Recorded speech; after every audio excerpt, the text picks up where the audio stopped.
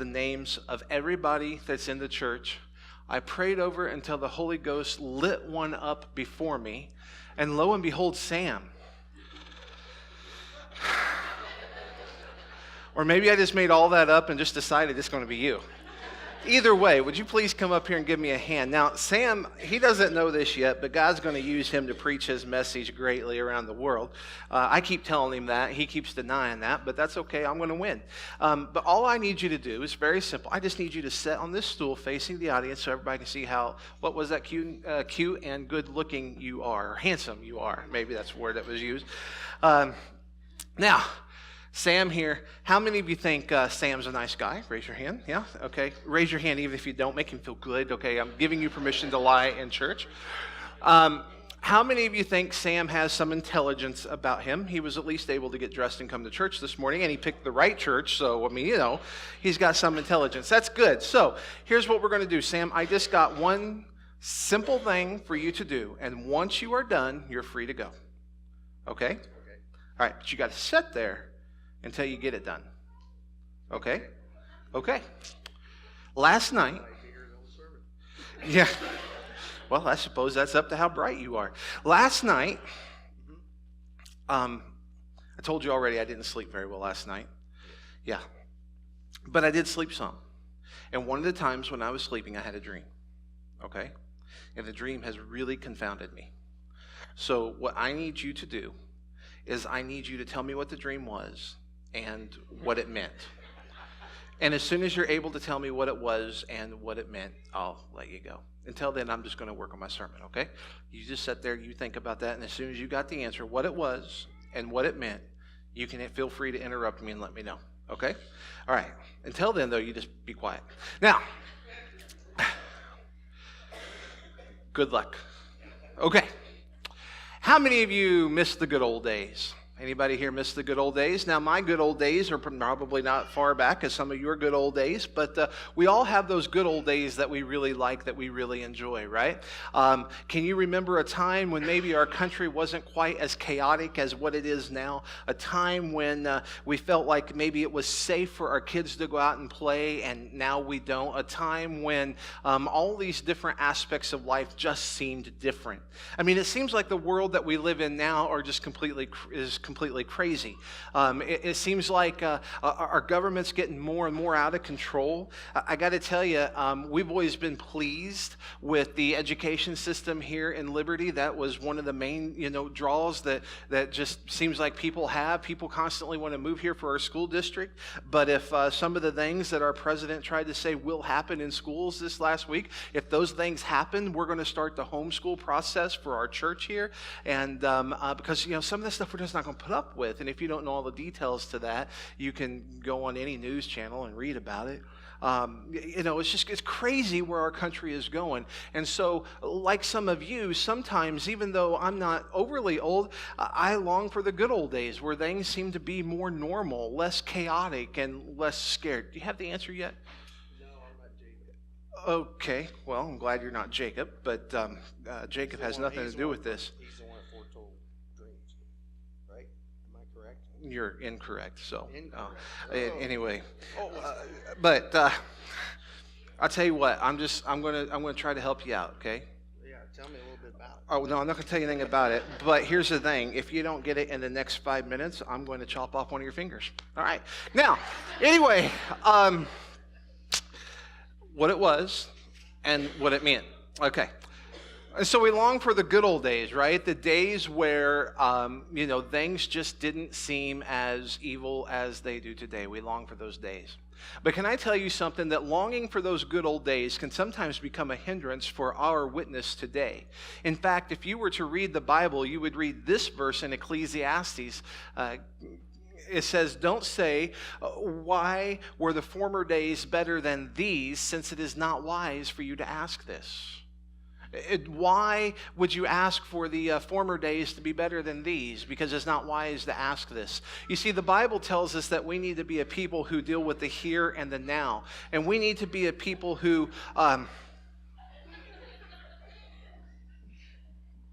enjoy the here and now. And And as a people who are in the here and now, we can't dwell on the past, because if we dwell on the past, it will affect our witness now. We can say, why weren't things better? Why aren't things better like they were back then? And we can constantly wish that we were there. But the reality is God has placed us here for a reason, and for this season and for this time. Do you remember Queen Esther? What did Mordecai say to her? Who knows but that God has put you here for such a time as this? Because the reality is, whenever we ask, why aren't things today as good as they were back then, we're forgetting what back then was really like. Back then wasn't any better. Most people who say that they're wishing for the good old days are wishing for the days when they were kids or teenagers or young adults. They're wishing for the days when they didn't have any cares or any problems in the world. But if you were to ask the mom and dad, were those really the good old days, you would find a quite different answer. It's amazing, you know, I see movies sometimes that are dated back in maybe the 1930s or the 1940s, and it always looks like a simpler way of life, doesn't it? But when I would talk to my grandfather who lived through those times, he talked about not having anything, wondering where the next meal was going to come from, and would not have gone back to that moment for nothing in the world. You see, he had a different experience than what maybe a kid did. And so when we say the good old days, the ones who were the adults dealing with those good old days say, they really weren't that good. And yes, they were old, because I'm glad they're over. Right? Have you got it yet, Sam? Oh, you're just going to give... No, I get to choose which... If that's what God's telling you to do, whack it off. But I get to choose which finger. But I'll tell you what, I'm going to give you one more chance, and here's the thing, okay? I need you to tell me what I dreamed and what the dream meant. I'm not going to take off a finger, but if you don't get it in the next 5 minutes, I'm just going to kill you. All right, so, anyway, which, you know, if you're a Christian, that's okay, but you may want to see, you know, how your strawberry plants do this year. I don't know. So, the good old days really aren't the good old days, and so the Bible says, why would you ask what the good old days are all about? In fact, if we were to go back in history, I mean, like really take a look at history, if we were to go back, to say the book of Daniel, the guy who could interpret dreams, we would find out just how terrible the good old days really were. You see, Daniel was this person who feared God. Daniel was a person who loved God with all of his heart, mind, soul, and strength, who worshiped him.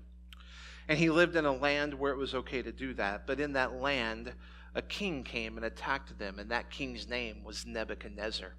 Nebuchadnezzar wasn't such a good king. He was a king who liked to look after himself. He was a king who was conceited. He was a king who liked to take over lands, and he was a king who believed in the dark magics. And he was a king who ruined Daniel's life. Let's read some passages about it from the book of Daniel. About the time I get through reading, it's going to be about the time that you're going to have to tell me what the dream meant, okay? Daniel chapter 1, we're going to read the first, maybe 7 verses or so. It says, in the 3rd year of the reign of Jehoiakim, king of Judah, Nebuchadnezzar, king of Babylon, came to Jerusalem and laid siege to it. The Lord handed Jehoiakim, king of Judah, over to him, along with some of the vessels from the house of God. Nebuchadnezzar carried them to the land of Babylon, to the house of his God, and he put vessels in the treasury of his God. The king ordered Ashpenaz, the chief of his court officials, to bring some of the Israelites from the royal family and from the nobility, young men without any physical defect, good-looking, suitable for instruction in all wisdom, knowledgeable, perceptive, and capable of serving in the king's palace, and to teach them the Chaldean language and literature. The king assigned them daily provisions from the royal food and from the wine that he drank. They were to be trained for 3 years, and at the end of that time they were to serve in the king's court. Among them, from the descendants of Judah, were Daniel, Hananiah, Mishael, and Azariah. The chief officials gave them other names, new names. He gave them the name Belteshazzar to Daniel, Shadrach to Hananiah, Meshach to Mishael, and Abednego to Azariah. Let's stop reading there. Can you tell me, Sam, what it is? You can't. Does my request seem a little unfair to you? No? Really? You think that this is a normal, sane request for me to ask you to tell me not only what my dream meant, but what I actually dreamed? No, it's not sane. It's not sane. It's a little insane, isn't it? It doesn't make any sense at all. And you know me. You know I'm not going to kill you. I mean, I hope these people know that. At least you think you know me. So you're not really scared right now, are you? But if I was a wicked king and I came to you and I said, you tell me or I'm going to kill you, what would you think? Oh, I hope I was right with God. You would hope you were right with God because you would be afraid that I would follow through, right? This king Nebuchadnezzar that we're reading about, he has some dreams that disturb him. And do you know what he said? He said, I want you to go get all the magicians in the land, all the people who know the black arts, and I want you to bring them to me. And if they can't tell me what I dreamed and what it meant, I want you to kill them all. That's the kind of dude we're dealing with. That's the good old days. Doesn't sound too good, does it? All right. Thank you. You can go. Everybody, give Sam a round of applause for sacrificing his life for the message. That's the kind of king that we're dealing with here. Do you get the picture of what Nebuchadnezzar was like? He went into the land of Judah. He attacked it. He not only destroyed the land, but he took some of the items that they used in worship of God Jehovah and took it back to use in the worship of his false god, whose name was Bel, or also known as Marduk, or Marduk. Huh? Marduk. Yeah, that's what, M-A-R-D-U-K. Marduk? Marduk? What do you want to say? What makes him sound more evil? Marduk? We don't like ducks. Okay, so Marduk it is.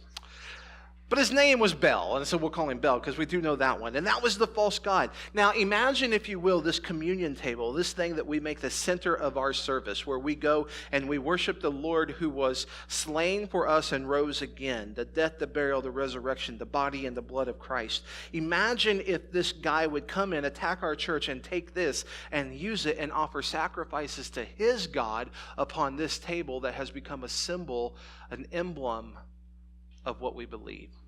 How would you feel? That's what this king was like. And this king took from the land not only some of the items that were used in worshiping God, but some of the people who worshiped God as his very own. But he was very specific about it. He wanted people that were without blemish, that were noble people, that looked good to everyone else, who were well educated and could present themselves in the king's court. He wanted people that were top notch, and he took them and he, for lack of a better term, brainwashed them into the land in which he was the king. He had them educated in his system, which means that they would have got a great dose of astrology, and they would have got a great dose of black magic. They would have learned the language of the false gods, and they would have learned the names of all the gods. This would have been the type of test that he was giving them. I mean, this king was twisted in his head. He not only took them and forced them to study this stuff that they wanted to nothing to do with because they worshiped the God of heaven, and he even changed their names, giving them mocking names. Think about this for a little bit. Daniel's name was God has judged. That's what Daniel means. God has judged. But Nebuchadnezzar didn't like this name, so he changed Daniel's name to Belteshazzar, which means Bel's prince. Do you remember who Bel is? The false god. And so your name goes from God, Yahweh, he is judged, to now I'm the prince of Baal. Hananiah, his name went Yahweh has been gracious to me. His name was changed to Shadrach, which says I am fearful of God. If somebody who knows that God is gracious is not fearful of that God, but now his name has been mocked. Mishael, his name was who is what God is, meaning nobody can be as great as God. His name was changed to Meshach, and it means I am despised by God. Isaiah, his name was Yahweh has helped. His name has been changed to Abednego, which means servant of Nebo. another false god. Do you see what he's doing here? This king who is so wicked is taking everything holy and is making it into something that is unholy, into something that is just absolutely disgraceful. And as if that's not enough, he disgraces Daniel and the other three companions in a way that you and I were never taught in Sunday school. I can remember going to my grandmother and grandfather's church a few times, and they had flannel graphs, and they would post a picture of the different Bible characters up there. And whenever we would get to the book of Daniel, it was always one of two stories. What were the two stories that were flannel graphed? Anybody? Number one? Lion's Den and fiery furnace, right? Those were the two stories. We skipped everything else in Daniel because we didn't understand that. But by golly, we knew that you wouldn't get ate by lions or you wouldn't get burned in a fire.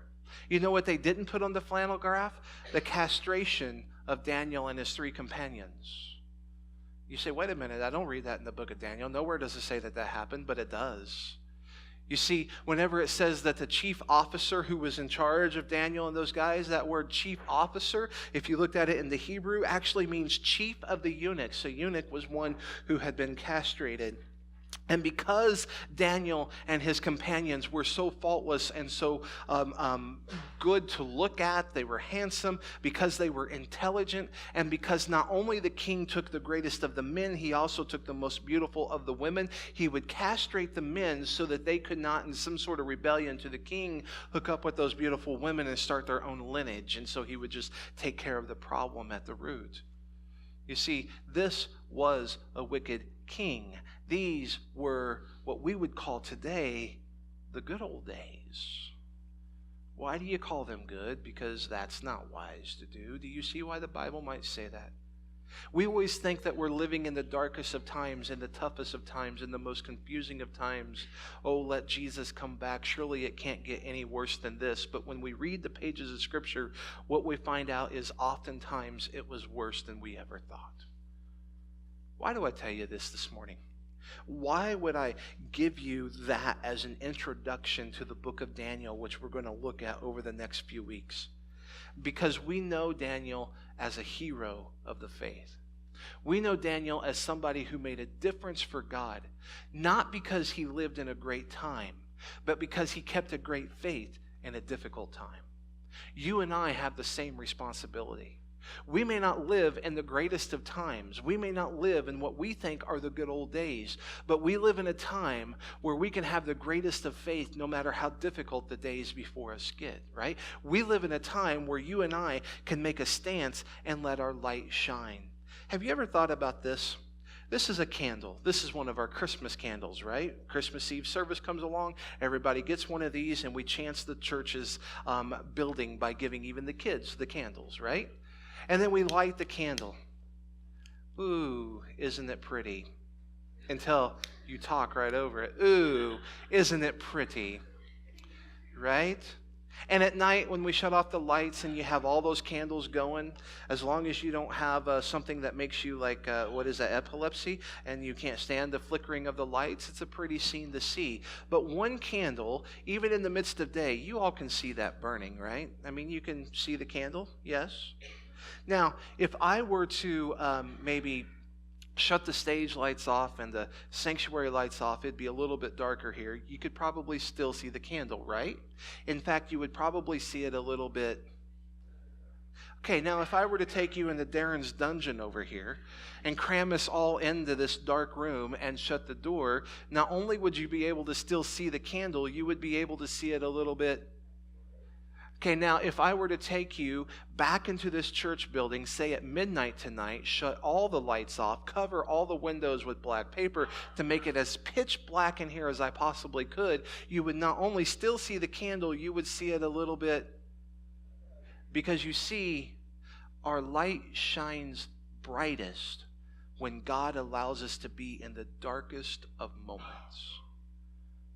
Let your light shine, Jesus said, before men, that they may see your good works. Daniel was put in the darkest of situations. He was ripped from his land. He was torn from everything that he believed about God, and it was mocked even in his name. His ability to have a child, which was so important to the people of that time, especially a male child, was stripped from him. And he was told, you will serve a king who serves a false god.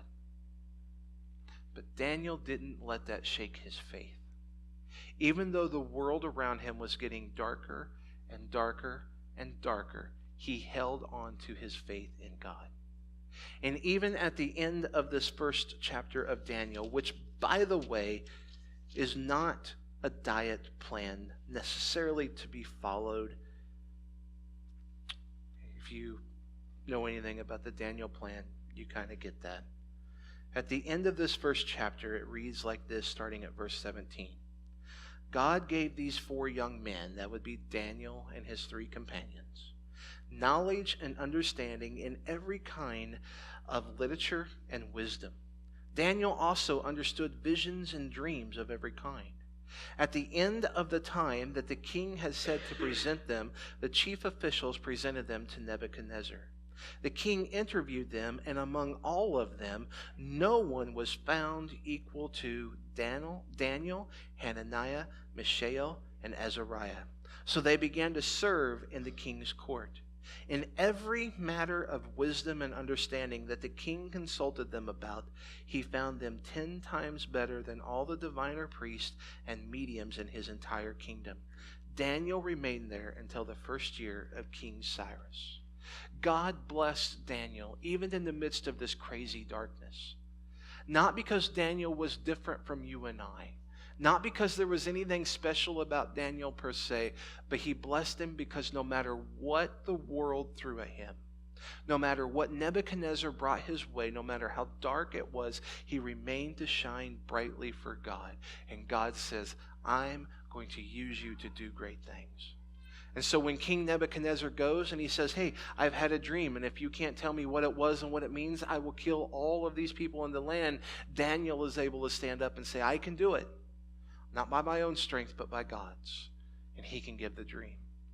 When Daniel is told, hey, you will not pray to God anymore, or you will be thrown into the lion's den, Daniel is able to go back to his room and bow before the town and pray. And even when he's thrown in, not be worried, because he knows that God is in control. When King Nebuchadnezzar erects this 90-foot statue of himself made out of gold and says, you will bow down and worship it, or you will be burned to death, Daniel is able to say, I will remain faithful to God, and even if he lets me die, I will follow him and not you, and he will be saved from the fire. Not because Daniel is different from you and I, not because Daniel lived in a better time than you and I did, but because Daniel was convinced that there was no one or nothing better than staying faithful to God. So my question today is, how dark is your world right now? What kind of chaos is going on? Are you longing for the good old days because it feels like you're not going to make it through this dark, dark time?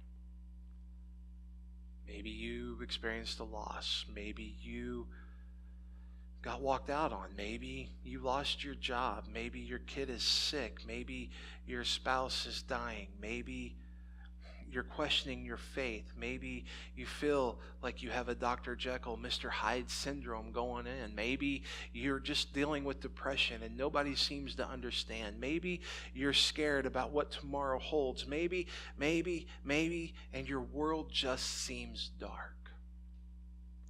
If you put your faith in God, your light shines the brightest in the darkest of times. And what we're going to learn from the book of Daniel as we walk through this is, when we stay faithful, no matter what this world, no matter what the Prince of Darkness may throw at us, when we stay faithful, God sees us through. If you're going through a dark time, stay faithful. God will see you through. We're going to sing a song. We're going to say a prayer. And today is kind of different because it's an introduction day. And so my challenge to you today is simply this. Come back. For about the next 4, maybe 5, but probably 4 weeks, we're going to be going through the book of Daniel. And we're going to look at the book a little bit differently than maybe it's been tackled in the past. Because when you get to the book of Daniel, it's divided into two sections. You've got the stories, and you've got the what we call prophecies. And so oftentimes we want to get hung up on the prophecies. When is Jesus coming back? What is God going to do next? What does that emblem mean? And we try to figure all of that. But as I've been studying this book for this series, I've learned something very interesting. The book of Daniel in the Jewish Bible is not found anywhere near the books of prophecy. The book of Daniel is found in the books of writings. It's considered equivalent to the Psalms and to Proverbs and Ecclesiastes and Song of Solomon and Daniel. In other words, I'm not convinced that Daniel was written for us to try to figure out times and dates, but it was written for us to figure out how to live for God in a world that seems dark. Over the next 4 weeks, that's how we're going to tackle the book. And if you'll follow, if you'll listen, if we'll trust, we'll shine bright no matter how dark it gets. So my challenge to you today is don't miss the next 4 weeks. We're going to stand together and sing a song of conclusion, and then we'll have a prayer.